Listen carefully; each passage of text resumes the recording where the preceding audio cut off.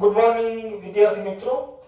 છેલ્લે આપણે exercise number 1.2 નો અભ્યાસ કર્યો હતો. એમાં મેં તમને છઠ્ઠો દાખલો હોમવર્કમાં આપ્યો હતો. એ સોલ્વ થઈ ગયો હશે એવી અપેક્ષા. હવે આપણે આગળ વધીએ તો આજે પહેલી વ્યાખ્યા આવે છે ઉપગણ. ઉપગણ એને અંગ્રેજીમાં કહેવાય સબસેટ. સબસેટ. તો ઉપગણની વ્યાખ્યા શું કહે છે? તો કે જો ગણ A નો પ્રત્યેક ઘટક ગણ B માં પણ આવેલો હોય તો ગણ A ને ગણ B નો ઉપગણ કહેવાય. ફરીથી બોલું છું. જો ગણ A નો પ્રત્યેક ઘટક ગણ B માં પણ આવેલો હોય તો ગણ A ને ગણ B નો ઉપગણ કહેવાય. એટલે કે હવે આને આપણે ગણિતની ભાષામાં લખશું આવી રીતે. આનો અર્થ થાય એવરી. દરેક every A belongs to capital હોય તો A belongs to B થાય તો ગણ A ને ગણ B નો ઉપગણ કહેવાય. સંકેતમાં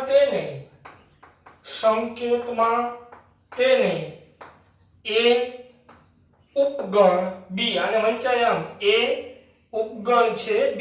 યાદ કરો આપણે સંકેતો શીખવાડ્યા હતા અથવા તો આમ વંચાય A સબસેટ B વડે દર્શાવાય છે. ફરીથી લઈએ. જો ગણ A નો પ્રત્યેક ઘટક ગણ B માં પણ આવેલો હોય તો ગણ A ને ગણ B નો ઉપગણ કહેવાય. એટલે કે every A belongs to capital A implies વચાય અથવા તો જો હોય તો A belongs to B થાય તો ગણ A ને ગણ B નો ઉપગણ કહેવાય. સંકેતમાં તેને A ઉપગણ B વડે દર્શાવાય અથવા તો A સબસેટ B વડે દર્શાવાય. એક ઉદાહરણ લઉં. ફોર એક્ઝામ્પલ A બરાબર તમને આમ આપેલું છે 1 2 3 તથા B બરાબર આમ આપેલું છે 1 2 7 3 9. જોજી તો A ઉપગણ B છે આવું પૂછ્યું છે કે A B નો ઉપગણ છે તો અહીંથી જુઓ 1 અહીંયા આવેલો છે, અહીંયા છે, હા 2 અહીંયા આવેલો છે, અહીંયા આવેલો છે. હવે જુઓ 3 અહીંયા આવેલો છે, અહીંયા છે તો અહીંયા આમ લખાય અહીં A ઉપગણ B છે કારણ કે A નો પ્રત્યેક ઘટક ગણ B માં આવેલો છે તો A B નો ઉપગણ છે. હવે આથી ઉલટું પૂછ્યું હોય તમને B એનો ઉપગણ છે તો વિચારો જી B ના દરેક ઘટકો એમાં આવેલા છે તો કે ના. કોણ નથી? તો કે 7 અને 9 બે ઘટકો એવા મળે છે કે જે એમાં નથી તો B એનો ઉપગણ નથી. હવે તમને એક બીજું ઉદાહરણ આપું. આને ઝૂમ કરીને પહેલા બતાવો.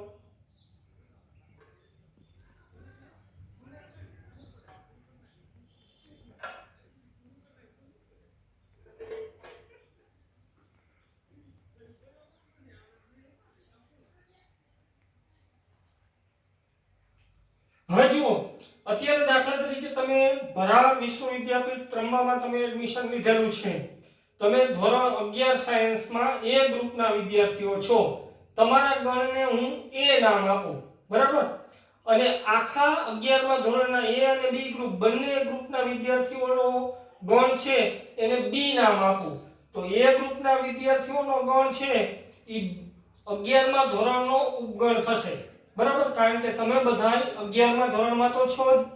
હવે અહીંથી આગળ વધો તો તમારું 11મું ધોરણ છે એ ભરાડ વિશ્વવિદ્યાપીઠનો ઉપગણ થાય, કારણ કે 11મું ધોરણ ભરાડ વિશ્વવિદ્યાપીઠની અંદર સમાઈ જાય છે, તો દરેક ઘટક એમાં આવેલો છે, તો તમારું 11મું ધોરણ આખે આખું એ ભરાડ વિશ્વવિદ્યાપીઠનો ઉપગણ થશે. આ જ રીતે ભરાડ વિશ્વવિદ્યાપીઠના તમામ વિદ્યાર્થીઓનો ગણ એને એ નામ આપી દઈ અને રાજકોટના તમામ વિદ્યાર્થીઓને આપણે ગણ બી નામ આપી દઈ, તો ભરાડ વિશ્વવિદ્યાપીઠના વિદ્યાર્થીઓનો ગણ એ બી નો ઉપગણ થશે, કારણ કે એ ના દરેક ઘટક બી માં આવેલા છે. આમ જો ગણ એ નો પ્રત્યેક ઘટક ગણ બી માં આવેલો હોય તો ગણ એ ને ગણ બી નો ઉપગણ કહેવાય. તો આ તમે ઉદાહરણ સમજાઈ ગયું છે. હજી એક વધારે ઉદાહરણ લઈએ. દાખલા તરીકે હું આમ લખું, ગણ એ બરાબર ડી ઈ એફ જી અને ગણ બી બરાબર F G F D F D E G. જુઓ જી, તો એ ઉપગણ બી તથા બી ઉપગણ એ છે ચકાસો. આમ પૂછ્યું હોય ચકાસો તો અહીંથી જોવાનું, એમાં અહીંયા ડી છે, અહીંયા બી માં ડી છે, ઈ છે ઈ છે, એફ છે એફ છે, જી છે જી છે, તો અહીંયા આન્સરમાં આમ લખાય હા એ ઉપગણ બી તથા બી ઉપગણ એ છે.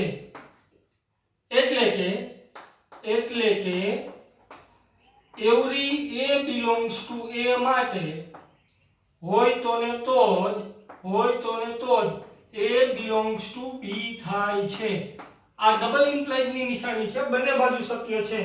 એ માં હોય તો એ ઘટક બી માં પણ છે ને એ બી માં હોય તો શેમાં છે? એ માં છે. તો આને દ્વિપ્રેરણ કહેવાય. એટલે કે એ બી નો ઉપગણ છે અને બી એ નો ઉપગણ છે. તો હવે તો આપણે આગળ ઉપર એક વ્યાખ્યા શીખી ગયા હતા, જો તમને ખબર હોય તો. એ નો દરેક ઘટક બી માં હોય, બી નો દરેક ઘટક એ માં હોય, તો એ અને બી ને કેવા ગણ કહેવાય? સમાન ગણ કહેવાય. યાદ કરો સમાન ગણની વ્યાખ્યા.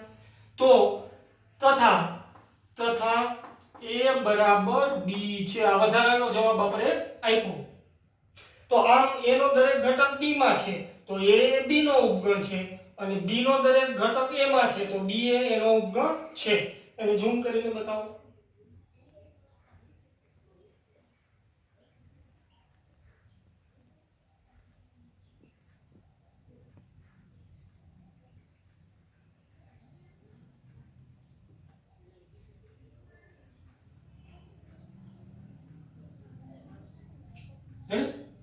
હવે આ જ ઉદાહરણમાં હું થોડો ફેરફાર કરું છું. અહીંથી જી કાઢી નાખું છું અને અહીંયા લઈ લઉં છું પી. જુઓ જી, તો એ ઉપગણ બી તથા બી ઉપગણ એ છે ચકાસો. તો અહીંયા શું થશે? ડી ઈ અને એફ તો અહીંયા છે પણ પી અહીંયા નથી. તો અહીંયા લખાય એ is not subset of b, કારણ કે p belongs to a છે, પરંતુ p is not belongs to b. A b નો ઉપગણ નથી. શું કામ નથી? તો કે a ની અંદર ઓછામાં ઓછો એક ઘટક, વધારે મળે તો ચાલે, એક ઘટક p એવો મળે છે કે જે a માં છે પણ ક્યાં નથી? b માં. તથા b પણ એનો ઉપગણ નથી. b is not subset of a, કારણ કે વિચારો જી શું થાય? b નો કયો ઘટક a માં નથી? તો કે અહીંયા FDE છે, g ઘટક અહીંયા નથી. તો અહીંયા લખાય g belongs to b છે, પરંતુ g is not belongs to a. તો b એ એનો ઉપગણ નથી. ઝૂમ કરીને બતાવો.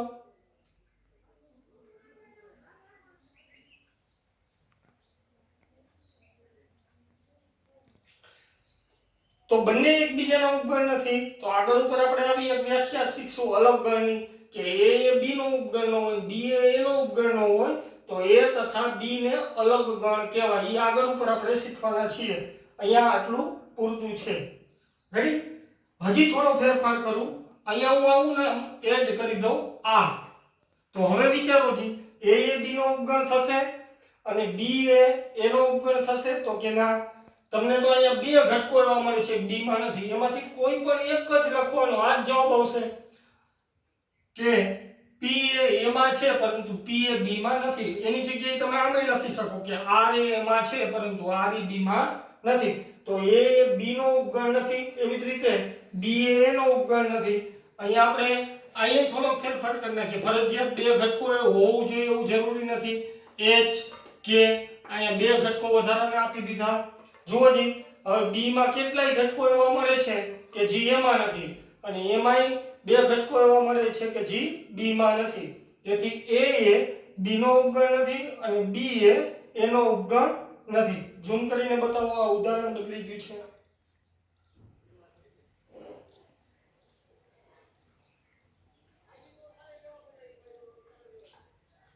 રેડી?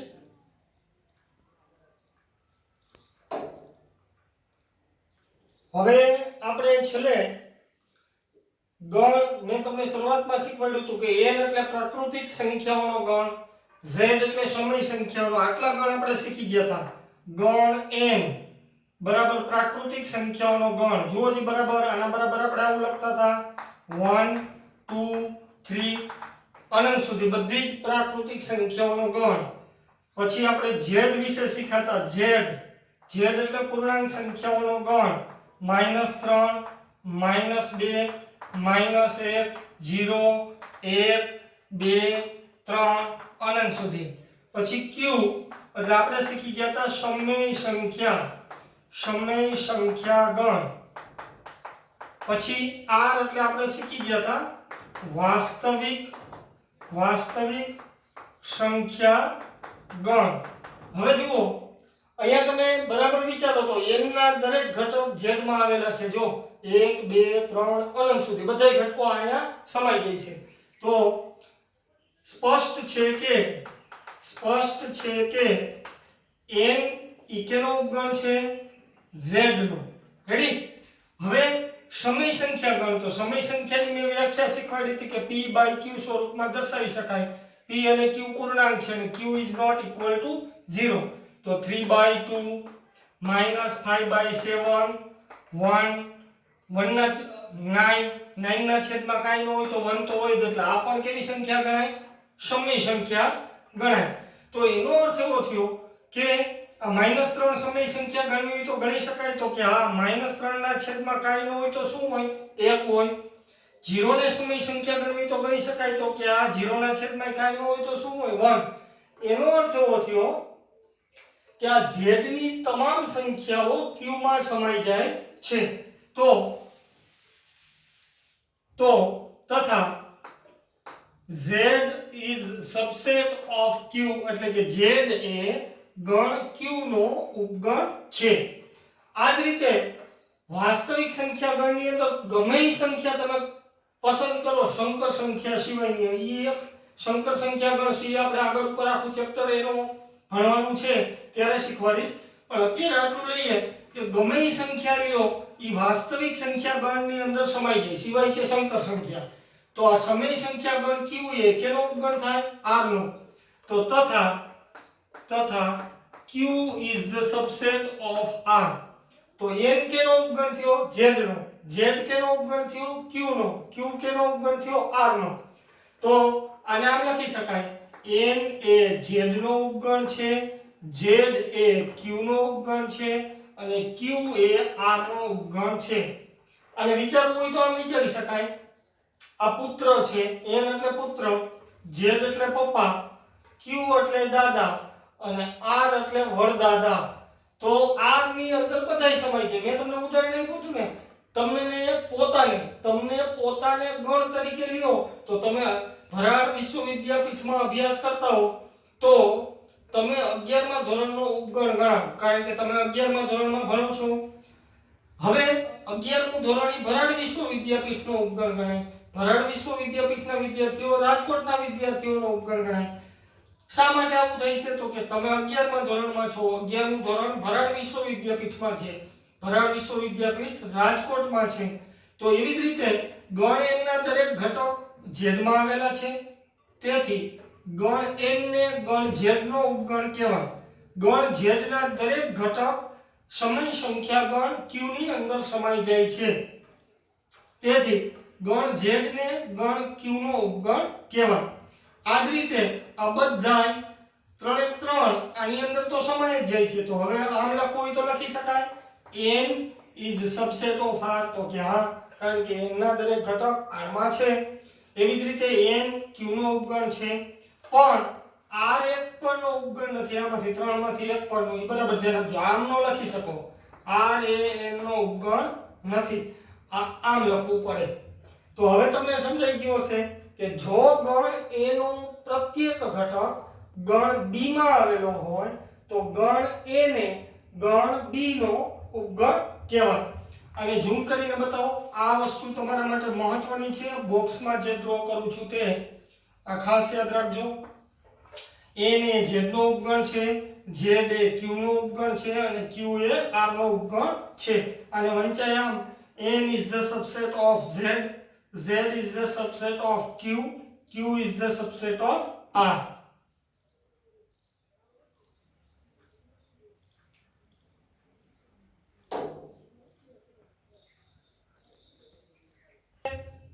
હવે થોડા આગળ વધીએ તો a ને કેનો ઉપગણ છે? z નો.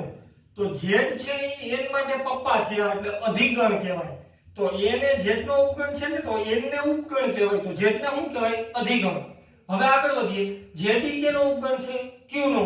તો z ને ઉપગણ કહેવાય, q ને અધિગણ કહેવાય. જે મોટો હોય એને અધિગણ કહેવાય, નાનો હોય એને ઉપગણ કહેવાય. પણ શરત એટલી કે a નો દરેક ઘટક b માં આવેલો હોવો જોઈએ. હવે એક ઉદાહરણ લો, જુઓ. આને ઝૂમ કરીને બતાવી દીધું છે ને, તો હવે એક ઉદાહરણ લો. જુઓ, ગણ a બરાબર a e અને ગણ b બરાબર a e f. આવું ઉદાહરણ લીધું. તો a એ b નું ઉપગણ છે કે નહીં જુઓ જી. તો ચકાસો કે a સબસેટ b છે, એટલે કે a b નો ઉપગણ છે. તો હા, a સબસેટ b છે, કારણ કે પ્રત્યેક, એટલે કે આપણે લખ્યું તેમ પ્રત્યેક a belongs to a માટે a belongs to b થાય છે. એટલે આનો અર્થ એવો થયો, આ a તો આપણે વ્યાપક લઈ છીએ, ગણ a નો દરેક ઘટક b માં આવેલો છે. તો આ a એ b નો ઉપગણ થયો, તો આ b ને ગણ a નો અધિગણ કહેવાય. ફરીથી બોલું છું, ગણ b ને ગણ a નો અધિગણ કહેવાય. અને આથી ઉલટું, a ને ગણ b નો ઉપગણ કહેવાય. હવે ઝૂમ કરીને બતાવો.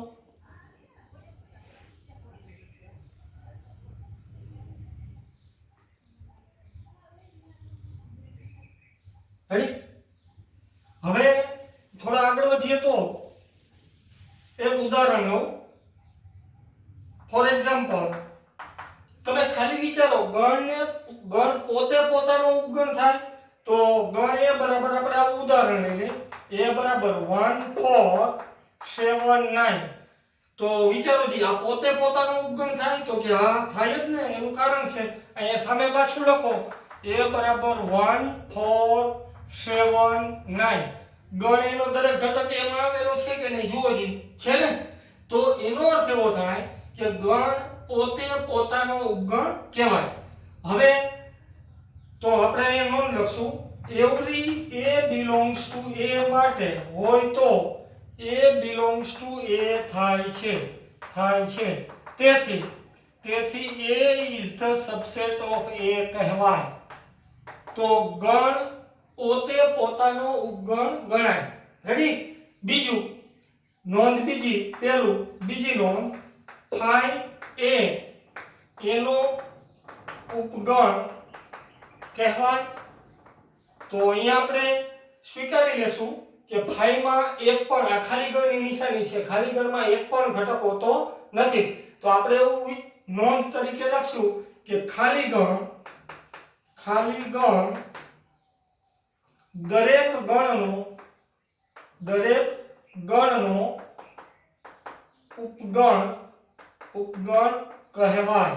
પોતે પોતાનો તો ઉપગણ કહેવાય જ, પણ ખાલી ગણ દરેક ગણનો ઉપગણ કહેવાય. તો એનો અર્થ એવો થયો કે તમને કોઈ પણ ગણ આપેલો હોય એને બે ઉપગણ તો મળે છે, એક પોતે અને એક ખાલી ગણ. તો આ બંને ફરજિયાત છે.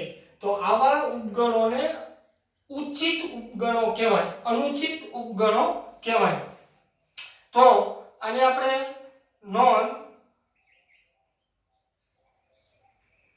લખી લઈશું કે ગણ એ પોતે પોતાનો ઉપગણ હોય અને 5 એ એનો દરેક ગણનો ઉપગણ છે. તો આવા તમે તમારી ઘરે મહેમાન તરીકે ન ગણો તો એ જ રીતે ગણ પોતે અને ખાલી ગણ આ બંને કોઈ પણ ગણના ઉપગણ હોય. રેડી? તો આ બંનેને અનુચિત ઉપગણ કહેવાય. આ સિવાયના હોય એ તમામને ગણ એના ઉચિત ઉપગણો કહેવાય. તો આને ઝૂમ કરીને પહેલા બતાવો.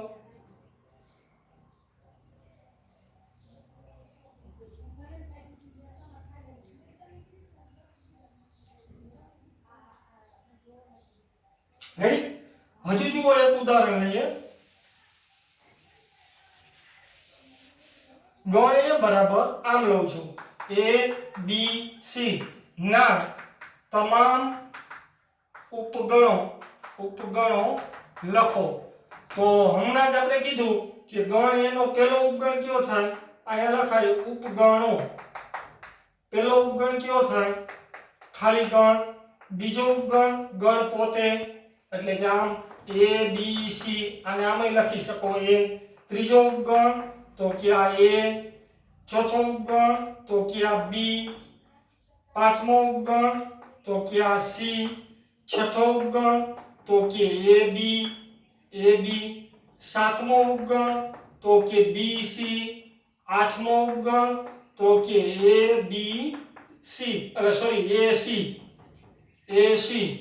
તો આ તમામે તમામ મેં લિસ્ટ આપ્યું એ ગણ એના ઉપગણો છે. આમાંથી જોઈ લો દરેક ઘટક એમાં આવેલો હશે. એમાંથી આ બે છે ઈ તો હોય જ. આને અનુચિત ઉપગણો કહેવાય. અનુચિત ઉપગણો એ સિવાયના હોય. આ બધું લિસ્ટ મળ્યું ઈ ઉચિત ઉપગણો કહેવાય. ઉચિત ઉપગણો કહેવાય. તો એનો અર્થ એવો થયો કે તમે તમારી ઘરે મહેમાન ન કહેવાઓ. બરાબર છે? તમે તમારા ઘરના સભ્ય હો જ તો તમે અનુચિત કહેવાઓ. તમારી ઘરે જો કોઈ બહારથી મહેમાન આવેલું હોય તો એ ઉચિત કહેવાય. તો ગણ પોતે અને ખાલી ગણ દરેક ગણના ઉપગણ હોય. આ બંને ગણને અનુચિત ઉપગણ કહેવાય. આ સિવાયના જે ઉપગણો મળે એને ઉચિત ઉપગણો કહેવાય. અને ઝૂમ કરીને બતાવો.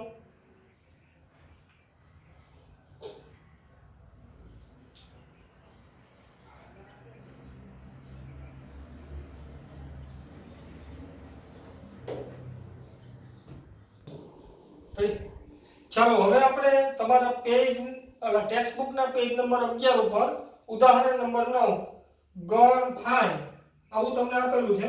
ઉદાહરણ નંબર 11 આવું આપેલું છે ગણ 5. પછી ગણ a બરાબર 1 3 a બરાબર 1 3. ગણ b બરાબર તમને આવું આપેલું છે 1 5 9 અને ગણ c બરાબર તમને આવું આપેલું છે 1 3 5 7 9 1 3 5 7 9 આવું આપેલું છે.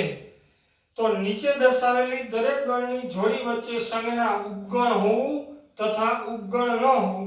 તો નીચે દર્શાવેલ દરેક જોડીમાં ઉપગણ હોવું અથવા ઉપગણ ન હોવું મૂકો. પહેલો પ્રશ્ન આવો આપ્યો છે, ફાઇન્ડ ખાલી જગ્યા બી. તો ફાઈ એ બી નો ઉપગણ કહેવાય કે ન કહેવાય વિચારો છે. તો હમણાં જ આપણે એક વ્યાખ્યા શીખી ગયા કે ખાલી ગણને દરેક ગણનો ઉપગણ કહેવાય.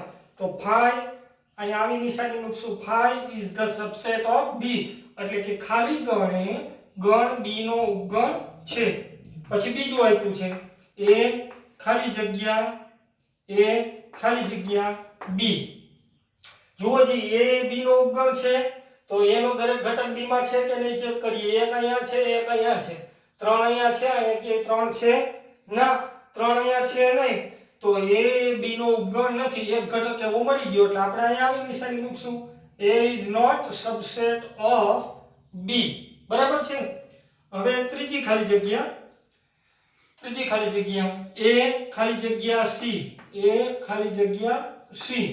તો જુઓ જી એનો દરેક ઘટક c માં છે કે નહીં, તો એક અહીંયા છે, એક અહીંયા છે, ત્રણ અહીંયા છે, તો ત્રણ અહીંયા છે. આના બંને ઘટકોનો c માં સમાવેશ થાય છે, તો કે a એ c નો ઉપગણ છે. આ ત્રીજી ખાલી જગ્યા. આ જ રીતે ચોથી ખાલી જગ્યા તમને આપેલી છે, b ખાલી જગ્યા c. તો b એ એનો ઉપગણ એટલે c નો ઉપગણ છે, 1 છે અહીંયા છે, હા 5 અહીંયા છે, 9 અહીંયા છે, તો b એ c નો ઉપગણ છે. તો આ તમારી ચાર ખાલી જગ્યા પૂરી થઈ. હજી આપણે વધારે ચેક કરીએ. પાંચમી હું મારી રીતે આપું છું. જુઓ જી c ખાલી જગ્યા b. તો મૂકો જી નિશાની, c નો દરેક ઘટક b માં છે, તો કે 7 એ c માં છે પણ 7 એ b માં નથી, તો c is not subset of b. પછી છઠ્ઠી ખાલી જગ્યા b ખાલી જગ્યા a. b એનો ઉપગણ છે વિચારો જી, તો કે ના, અહીંયા b માં 9 છે પણ a માં 9 નથી, તો is not subset of a. Ready? તો આ રીતે હજી a એ ફાઈ નો ઉપગણ ન ગણાય, b એ ફાઈ નો ઉપગણ ન ગણાય, હું તો કેટલું લખી શકાય. તો આ 6 એ 6 ખાલી જગ્યાને ઝૂમ કરીને બતાવો.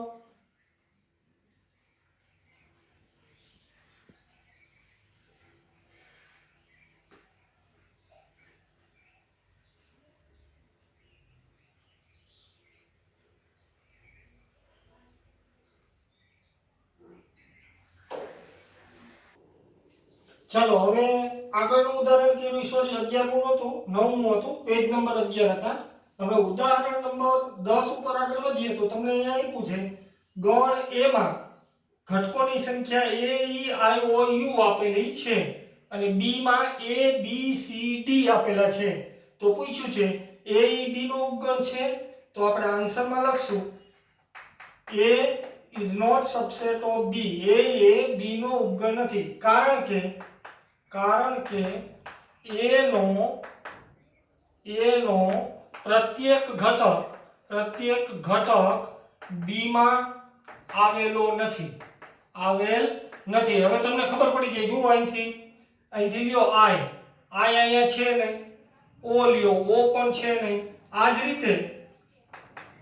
રીતે b is not subset of a, કારણ કે b નો પ્રત્યેક ઘટક a માં આવેલ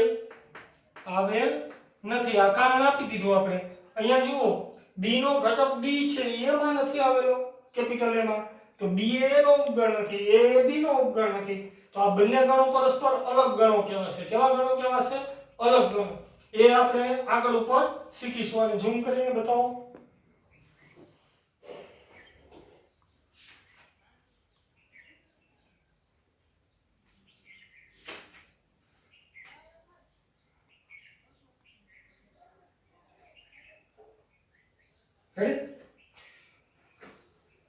હવે ઉદાહરણ નંબર 11 આવે છે, તે પછી એક થિયરી આવે છે, ત્યારબાદ વાસ્તવિક સંખ્યાના ગણના ઉપગણો. ઈ મેં તમને શીખવાડી દીધું છે. 11મું ઉદાહરણ હું તમને કરાવીશ, પછી અંતરાલ આવે છે એ પણ હું કરાવીશ. ત્યારબાદ એક્સરસાઇઝ નંબર 1.3 શરૂ થાય છે. આજે મેં તમને જે વ્યાખ્યાઓ શીખવાડી એ વ્યાખ્યાઓના આધારે તમે એક્સરસાઇઝ નંબર 1.3 માં દાખલો પહેલો દાખલો બીજો આ બે દાખલા તમે જાતે કરી શકશો. તો બંને દાખલા હું તમને હોમવર્કમાં આપું છું. Exercise number 1.3 page number 14 text બુકના એમાં પહેલો દાખલો અને બીજો દાખલો બંને હોમવર્કમાં આપું છું. હવે અત્યાર સુધી જે વિડિયો આપણે કાંઈ પણ તમને ન સમજાણું હોય તો તમે કોમેન્ટ સેક્શનની અંદર પ્રશ્ન પૂછી શકો છો. બરાબર, કાલે મેં તમને મારા મોબાઈલ નંબર પણ આપેલા છે, WhatsApp કરી શકો છો અથવા તો તમે ફોન કરીને પણ મને પૂછી શકો છો. આ વિડિયો જો તમને પસંદ આવ્યો હોય તો તમારા ગ્રુપમાં શેર કરો અને લાઈક કરો જેથી કરીને બીજાને પણ આ વિડિયો ઉપયોગી થઈ શકે. આજે આપણે અહીંયા સુધી રાખીશું.